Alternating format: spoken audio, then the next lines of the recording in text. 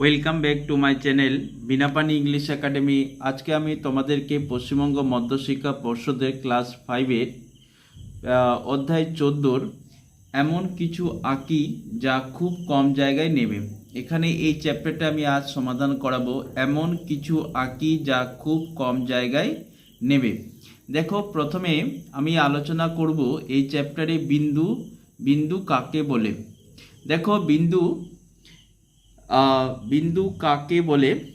দেখো, অ্যান্সারটা লিখেছি, জ্যামিতির ভাষায় বলা যায় যে যার দৈর্ঘ্য, প্রস্থ ও উচ্চতা নেই, শুধুমাত্র অবস্থান আছে, তাকেই বিন্দু বলে।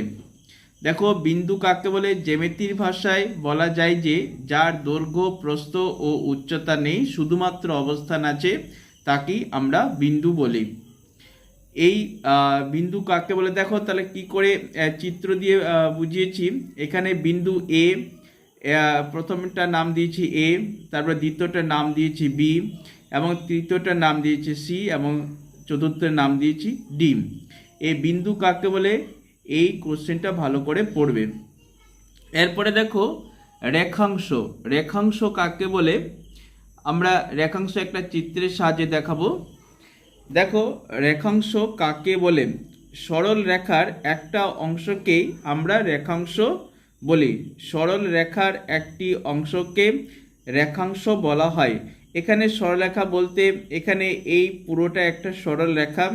এই সরলরেখার একটা অংশ এখানে এ এবং বি, এই এ থেকে বি হচ্ছে রেখাংশ। চিত্রে লিখেছি এ বি একটি রেখাংশ। তাহলে দেখো, রেখাংশ কাকে বলা হয়? একটি সরলরেখার অংশকে বা সরলরেখার একটি অংশকে আমরা রেখাংশ বলি। এখানে একটা সরলরেখা এঁকেছি, তার মধ্যে এবি হচ্ছে রেখাংশ।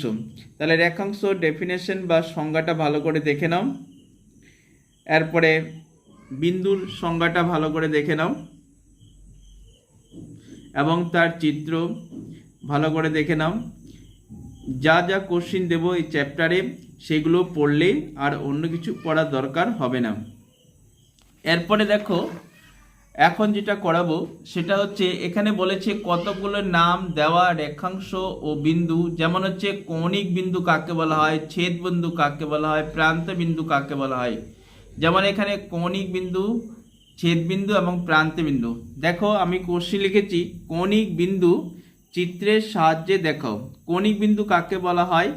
কোণের যে বিন্দু, যে দুটো সরলরেখা এক জায়গায় মিলিত হয়ে যে কোণ উৎপন্ন করে, বা দুটো সরলরেখা মিলিত হয়ে যে বিন্দু উৎপন্ন করে এবং কোণ উৎপন্ন করে, সেই কোণের বিন্দুটাকে আমরা বলা হয় কৌণিক বিন্দু। যেমন এখানে দুটো সরলরেখা, ধরো এ বি একটা সরলরেখা এবং এডি সরলরেখা দুটো মিলিত হয়ে এখানে এ কোণ উৎপন্ন করেছে, এই কোণের বিন্দুটাকে বলা হয় একটা কৌণিক বিন্দু।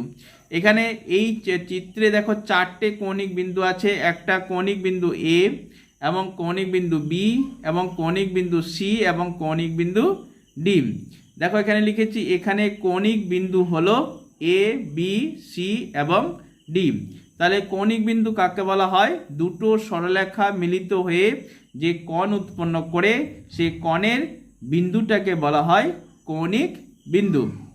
এরপরে দেখো, ছেদ বিন্দু কাকে বলা হয়? ছেদ বিন্দু চিত্রের সাহায্যে দেখো, এখানে দেখো এ বি একটা সরলরেখা এবং সিডি সরলরেখা, দুটো সরলরেখা পরস্পরকে ও বিন্দুতে ছেদ করেছে, তাহলে ও হচ্ছে ছেদ বিন্দু। এখানে ছেদ বিন্দু হলো ও।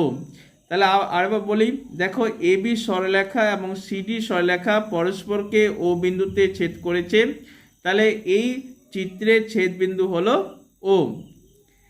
এরপরে দেখো, প্রান্ত বিন্দু কাকে বলা হয়? প্রান্ত বিন্দু চিত্রের সাহায্যে দেখো, প্রান্ত বিন্দু চিত্রের সাহায্যে দেখো, একটা সরলরেখার দুটো প্রান্তে যে বিন্দু থাকে, সেই বিন্দু দুটোকে বলা হয় প্রান্ত বিন্দু। আবার বলি, একটি সরলরেখার দুই প্রান্তে যে বিন্দু থাকে, সেই বিন্দুকে আমরা কি বলা হয়? প্রান্ত বিন্দু বলা হয়। তাহলে এখানে দেখো একটা সরলরেখা এ বি আছে, এবং এই সরলরেখার প্রান্তে দেখো একটা প্রথমে এ বিন্দু এবং শেষে হচ্ছে বি বিন্দু। এখানে প্রান্ত বিন্দু হলো এ এবং বি। তাহলে প্রান্ত বিন্দুর চিত্র তোমরা ভালো করে দেখে নাও। এই প্রান্তবিন্দুর চিত্র, ছেদবিন্দুর চিত্র এবং কৌণিক বিন্দুর চিত্র ভালো করে পরীক্ষায় আসতে পারে, ভালো করে দেখবে। ছেদবিন্দু দেখে নাও ভালো করে, তোমরা স্ক্রিনশট করে নিতে পারো। এই ছিল আজকের ম্যাথ। যদি আমার ভিডিও এবং চ্যানেল ভালো লাগে তাহলে লাইক, শেয়ার এবং সাবস্ক্রাইব করতে ভুলবেন না। এবং ম্যাথে যদি কারো ডাউট বা প্রবলেম থাকে তাহলে স্ক্রিনে আমার কন্ট্যাক্ট নাম্বার দেওয়া আছে, ফোন করলে বা SMS করলে আমি সমাধান করে দেব।